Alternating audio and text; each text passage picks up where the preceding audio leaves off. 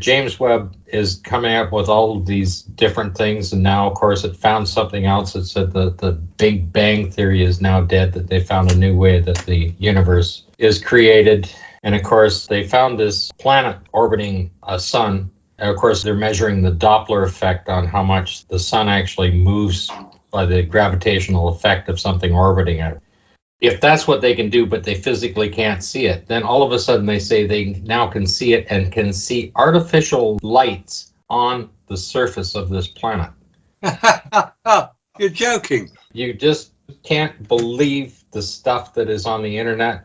I don't know if any of it's real or not, but it's coming out there. It seems to be coming through official sources. Just unbelievable.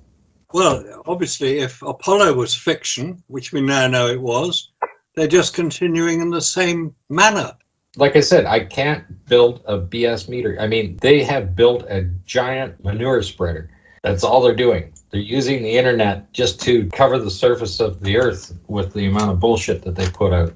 And there's no way to measure the amount of it because they're putting it out daily.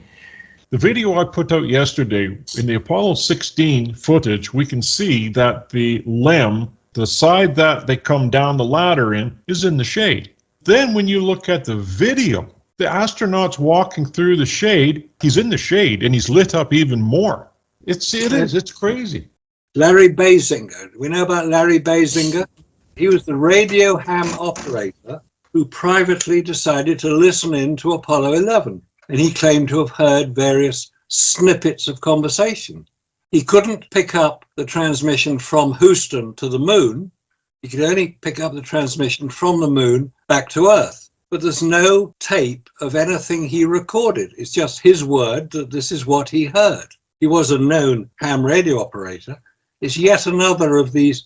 Well, it's confirmed by third-party people who've worked on it. Larry Basinger's being one of them. But nobody ever mentions the lunar reflectors and the reflector being used, as you mentioned, by MIT in 1962, well before anybody had been anywhere near the moon. When was the first soft landing on the moon?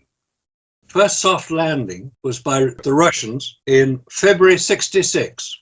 That was Lunar 9, soft landed, first time ever. Followed 4 months later by Surveyor 1 from America. That was the first soft landing. So between the first soft landing by America, it took just 3 years to land humans as well. This is wonderful. And get them back. Not just landed, but get them back as well. Now, that huge number of rockets that we're told needs to be used, 20, 30 or whatever number of rockets to refuel the rocket to come back. Nobody's ever answered the question why they need all that fuel. It's just assumed they do. Why do they need it? Why do they need so much of it? It wasn't needed before. When Apollo allegedly came back from the moon, nobody needed to refuel it. It just came back. It's called gravity. We're back to Woody Woodpecker. That's it, you see. So why do you need all these rockets up there with sort of refueling station? Makes no sense at all. And nobody's ever explained it.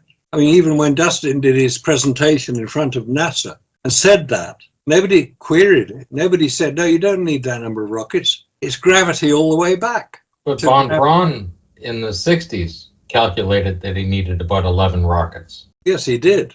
But that wasn't what happened eventually, because they did the lunar orbit rendezvous, not the Earth orbit rendezvous.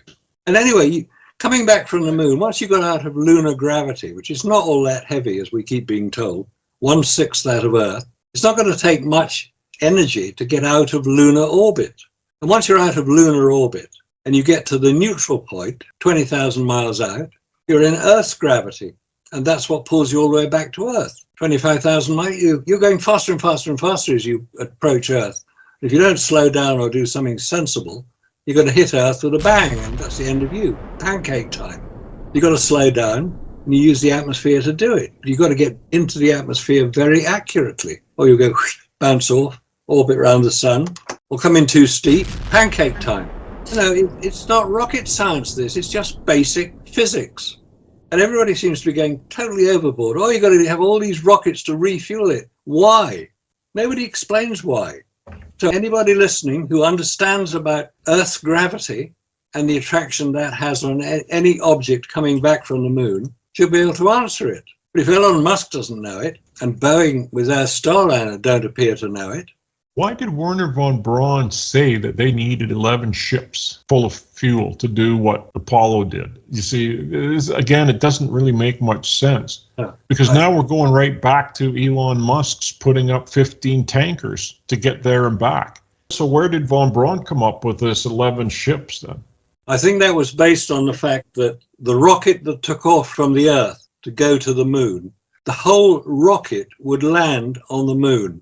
And because the rocket was quite big, the Saturn V rocket would land on the moon, the whole rocket would then have to take off from the moon to come back. Now, that would need quite a lot of fuel. Okay, yeah, that makes sense. And that is why von Braun was very reticent, we keep being told, about this lunar orbit rendezvous. But Starship, they want to do the same thing. They want to land that ship in one piece on that lunar surface, though. So perhaps that's why they need 15 ships full of fuel. But if they're going to refuel it, where are they going to do the refueling? Is it in lunar orbit or halfway back to Earth? I mean, they always talk about, we've got to refuel it, but they never say where they're going to refuel it. Well, the CGI graphics show that they're going to refuel it in Earth. They always show refueling around the Earth, but they never show any refueling around the moon. They do show the Starship docked at the lunar station, but they don't show it refueling there. Yeah, but if it's going to dock at Gateway, that's the orbiting station around the moon for the Artemis program, they've got to get it there, the Gateway. And if they're going to then go from the Gateway down to the lunar surface, they really don't need very much fuel to do that. They only need to slow the craft down to land. It's not taking off from the moon.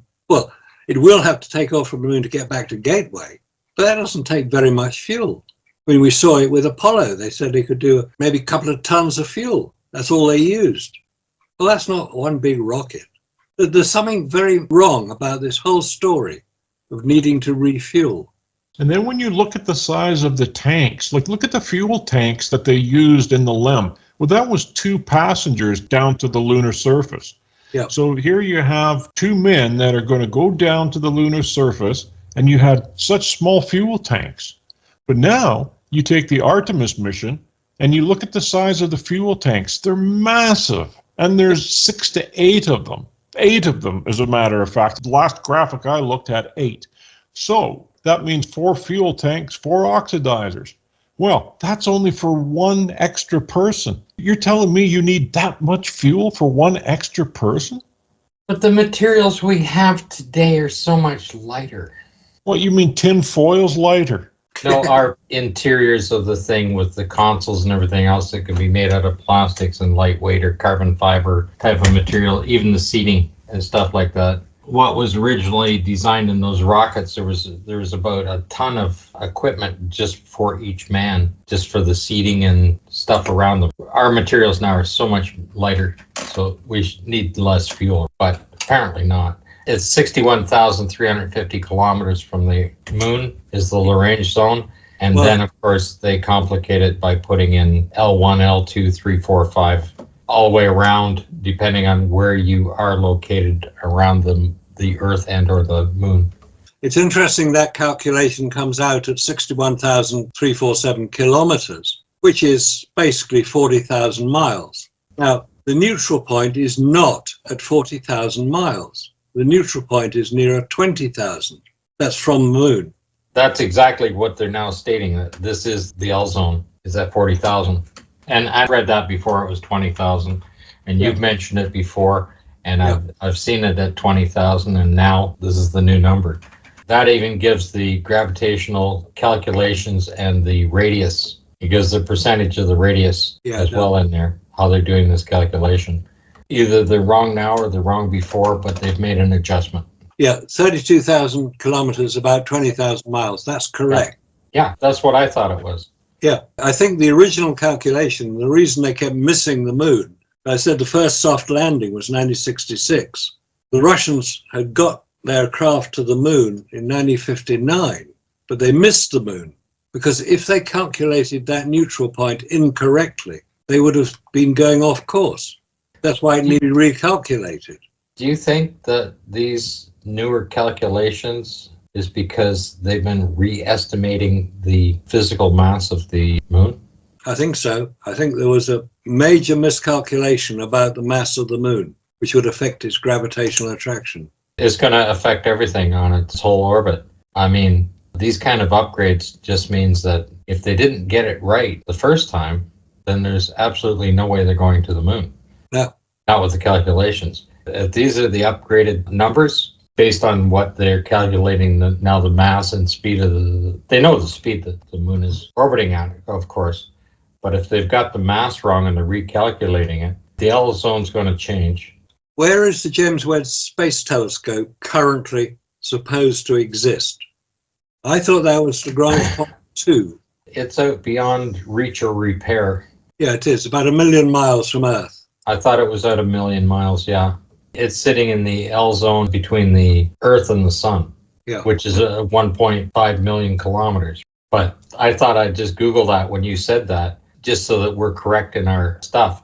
But I thought I'd come up with 20,000, 100 and whatever miles. And here it comes up at 61,350 kilometers. If that's the case, then all of a sudden, we also have this new calculation where it's taking like 6 days to get to the moon, when it only took 3 days. And those calculations are based on the speed to escape Earth's gravitational pull and coast. Yeah, and coast, that's the key point. And you slow down till you get to the L zone, and then the gravitational pull of the moon, that's the calculations are, because you want to be at 6,000 miles an hour to get into orbit without having to use fuel. That was the original calculations based on where that L zone was. So if now it's different, and it's taking 6 days to get to the moon, and the L zone's in a different spot, I mean, gravity is changing both on Earth and the moon, because if you're only taking 6 days, it's because you're traveling a hell of a lot slower, leaving the Earth, and that's still fast enough to coast and take 6 days to get there. So the gravitational pull, the Earth's gravity's got to be different than what they originally calculated at distance. Well, the calculation for escape velocity would depend on the Earth's gravitational attraction. Yeah, and the distance you are, the number of radiuses you are away from the center of the Earth. Yeah. So they must have changed a whole bunch of numbers to change that L zone. I'm going to have to look it up. I'm going to have to research what they've done here, because it's very curious that they're taking 6 days to arrive, like it was 5 days, 20 hours for the last one to arrive. And I'm going, what the hell's the problem here? It should take 3 days. You have to be in that 60 miles off the lunar surface at 6,000 miles an hour. That's your optimal orbit. And you orbit in 1 hour. That's all the calculations there. And you have to have that at that speed to escape, to be able to coast. You're going to slow down to maybe less than 1,000 miles an hour when you hit the L zone, and then speed back up. And if you're not fast enough, you won't get there. You'll come back to Earth. You will. Like if it's going to be 6 days, based on those first calculations, you're coming back to Earth. You're going to fall back. You're not going fast enough to escape the gravitational pull. You're going to be doing half that speed. But then again, I look at it and I say, well, a rocket engine has an exhaust. The expansion rate of that exhaust is 12,500 miles an hour. Maybe that's all they can go. There's something amiss here. I don't know how they could be that far off in the 1960s for what the numbers are today. But what it does mean, if they are off, of course it never happened. It was all fantasy, right? Just another nail in the Apollo coffin. Yeah. There's so much that can be questioned, even now can be questioned about it. But I would say that we understand gravity on Earth quite well. Gravitational speed, I used to know it as 32 feet per second, or 32 feet per second squared. The way people like to explain it now is 9.8 meters per second squared, which is the same as 32 feet. So I think gravity on Earth is understood quite well. And in order to escape Earth's gravity, you have to achieve a certain speed, and that's the 25,000 miles an hour escape velocity from Earth. 25,700 miles an hour was the escape velocity. But where does that engine cut off? How far are you away from the center of the Earth when you're cutting that off as well? It makes a difference. I can give you an answer, because they're taking their leisure time. They're saying that they burned all that fuel for Apollo to get there quicker. Now they're burning it shorter. They have more leisure time. Apollo burned a lot of fuel in exchange for a quicker mission. Back in the 60s, the spacecraft had a very short lifespan, most limited by the capacity of the batteries. Nowadays, battery capacity is much better and is solar panel technology, so missions can afford to spend an extra few days in exchange for saving on some fuel and weight. But they will not achieve escape velocity. That's the point. Escape velocity is a fixed figure. That calculation they did gets them to the moon at 6,000 miles an hour against the gravitational pull of the Earth till it gets into the gravitational pull of the moon, accelerating them back up to 6,000 miles an hour. That can't change. If you're going to take a leisurely pace to get there, you're not going to reach the L zone. You're going to come back. That's physics. You can't change that. If Apollo was correct, that's just absolute nonsense, because they're going to need to add more fuel. They're going to have to accelerate back up. They're going to use the fuel anyway to get there. There was an unmanned craft, I think it was sent to the moon a few years back, called SMART-1. I forget what that stood for, S-M-A-R-T. And that took a circular route. It was launched from Earth, and it used Earth's gravity to move it towards the moon. It was basically in orbit around Earth, and eventually its orbit would expand out and intercept with the orbit of the moon. It's quite clever, and that took about 6 weeks to do it. So it can take a bit longer, but you have to have some means of getting across the distance, the 240,000-mile distance between Earth and the moon. It's quite a long way. Going up to the space station, that's only 200 miles. Going to the moon, 240,000 miles. It's a great deal longer. You have to do it in a different way, but escape velocity from Earth is fixed. You don't achieve escape velocity, you're going to stay within the Earth's gravity and you get pulled back. That's why if you've got a rocket going to Mars or Venus or wherever they want to send them these days, unmanned, it's got to achieve escape velocity from Earth before it can get into the gravitational attraction of the planet it's going to. And the faster it can get away from Earth, the better. It can then coast all the way to Mars. It's not firing a rocket all the way to Mars, anywhere that it's firing a rocket all the way to the moon. It shuts it off. There isn't enough fuel. And so it gets to the neutral point, and then the fuel it uses to accelerate itself from the neutral point to lunar orbit is gravity. It's very helpful, this gravity stuff. Cheap fuel. You don't need rocket fuel to get into orbit. You need to slow down. As you approach the moon, you have to slow down to go into orbit, which is a fixed figure, as is a fixed figure in orbit around Earth. It's not very difficult to see it. You don't need a lot of fuel to get there, any more than you need a lot of fuel to get back. If you do the right calculations. You've got it. Yeah, because you don't want to use fuel to adjust for the orbital speed. That's all part of the calculation. When you get to the moon, you need to be at that certain speed to get there. And there's only one speed to leave Earth's orbit in. To achieve that, to go through that, to allow the gravitational pull of the Earth to slow you down, and then the gravitational pull of the moon to speed you up to get you to the correct speed and fall into that orbit without using fuel. These 5 and 6 days now, leisurely pace to save fuel, somebody's just talking right out of their hat. Well, according to this article, they could get there a lot quicker than 3 days. You could if you kept more fuel on, but then you're going to have to use more fuel to slow down when you get there. Apollo did the calculations for the orbital speed. The main thing they have to achieve is the correct orbital speed at 60 miles. And all the calculations work back from that, and they can't be changed. And don't forget that Buzz Aldrin had a master's degree in orbital mechanics. So he knew all about this. So he could tell us all about it because he's supposed to have gone there. Except if you didn't know, he went through the Van Allen belts. No, that was that Al Bean who didn't know. That was Al Bean that did that, yeah.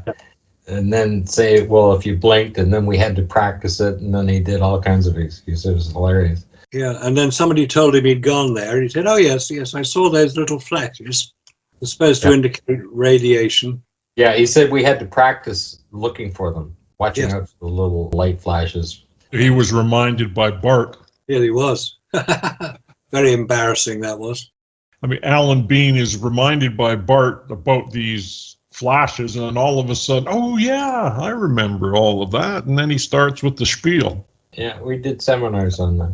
I was having a chat with Randy about a couple of weeks ago. Basically, we were discussing some of the stuff in the book, the real evidence stuff. So Randy's going through it. We're discussing various aspects of it. But also have a look at the website that Trevor Weaver has set up to accompany the book.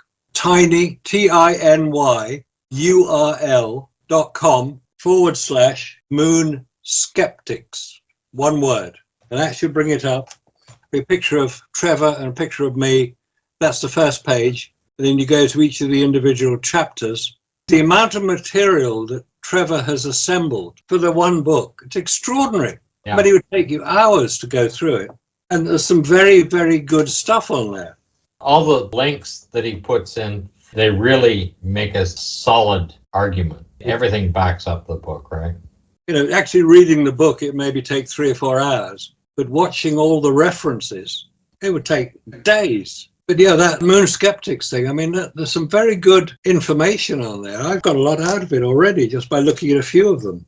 What I've done with the documents here is everything that's related to the LEM, I put them in here, and a few of the structural load modes and stuff like that, and the description of it, showing how much they're going to go.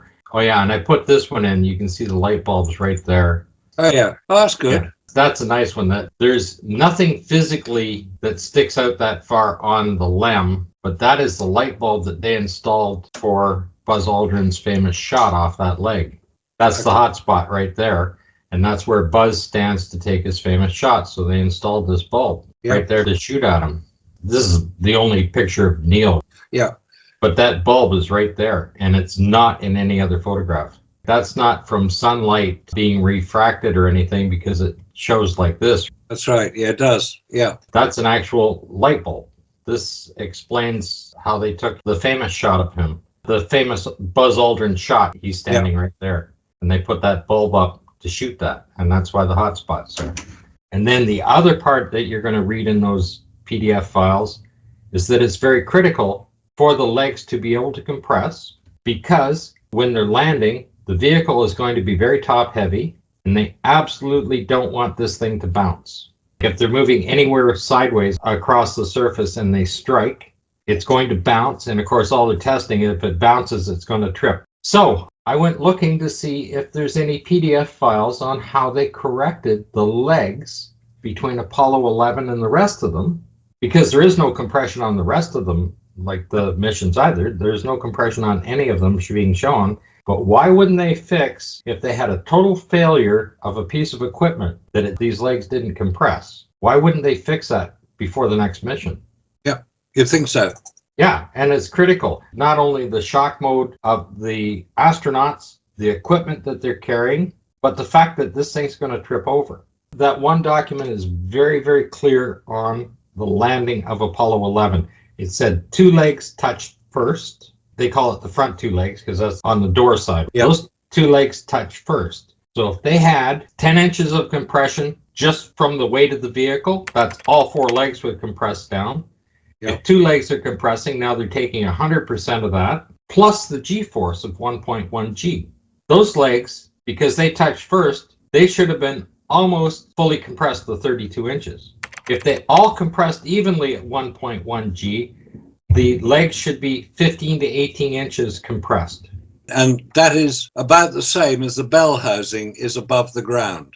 Yeah, it should be basically touching. And it also states that they never turned the engine off until after it landed. That's true. Yeah, that's a good point.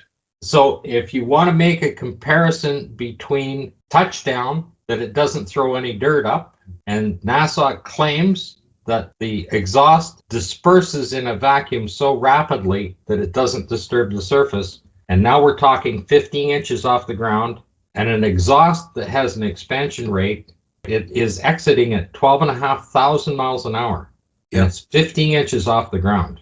Their documents, they claim that it disperses so rapidly it's not going to disturb the surface. However, that's in direct contradiction to their liftoff. True. And not only that, the liftoff has 3,500 pounds of thrust. They're landing with 2,000 pounds of thrust. And yet, on liftoff, they shot a piece of Mylar. It went out past the experimental equipment, which is 500 feet away. So if it can push it 500 feet away, their claim that the thrust is dispersing so rapidly at touchdown that it doesn't disturb the soil is complete fantasy. That's only 15 inches at 12,500 miles an hour. And you need to explain the fact that when they throttle down, the exhaust is still coming out at the same rate. Not like a car engine where it idles down. The fuel is being burnt. That's the expansion rate is 12,500 miles an hour. And it continues to be that. It's just the volume is reduced. Yeah, it is. But there's still power behind it. The expansion rate of the burning gas is exiting at 12,500 miles an hour. And that doesn't change when you throttle down. It's just you're using less fuel, so there's less volume of fuel. Because that's where you're getting the extra thrust, just throwing more fuel to it. And then when you're talking about vacuum and stuff like that, and I put together images of just basically the spacesuit showing that the ring is actually connected to the outer suit, that there is no inner liner bladder. And if it's incorporated in between that, it's still being attached. The bubble helmet attaches to here. And that's the part that has to be pressurized. Yep. Then I showed this where the zipper doesn't do all the way up. It doesn't. Look at that hole. Put your arrow on that hole to show them. Right here. And that attaches up to there. And this blue material is only just a liner this far down. It doesn't go all the way through the suit. Because that bladder is supposed to be the blue liner, is supposed to be the bladder, right? That they claim that on the debunking site from, Maserati or whoever the hell he is. Yep. So anyway, then I threw these images in of the Mylar breaking down in vacuum. Then I threw in where these things start off gassing, all the different metals. It's showing the amount that they reduce by from here down to here. That's only 10 to the minus 4. There's 2 panels of that with the different metals. Then, of course, as soon as you go to the film, you'd be very interested in knowing we have complete documentation on this in detail at the Alice site. Those photos were the ones right off of the film. There's been no brightness added, nothing. Those are clean right off the film strips. Well, it's those pictures which illustrate the problems with vacuum, and it illustrates it very well. Those were the samples I sent to Bill Demos in Greece at the university. That's the ones we're looking at there. Vacuum is a far bigger problem in creating images than anybody has even discussed yet. I mean, we're the only people I know who's discussed vacuum. No one else does. Well, that's right. Once you get past that minus 6, and there's all kinds of documentation to back up the fact that they can't use rubber seals. They have to go to metal. And I was actually looking through all the different metal seals designs on them. It shows how they design the knife edge. One metal seal is a softer metal than the other, so one cuts into it.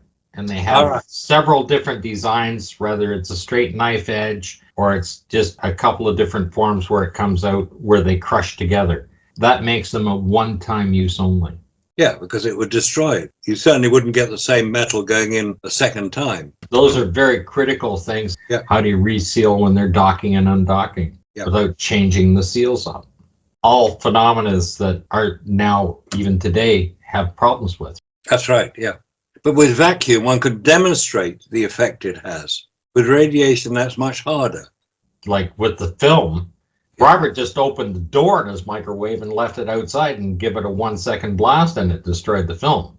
Here's the other thing with radiation that people need to understand. They talk about the radiation in the Van Allen belts and that there's nothing out past that.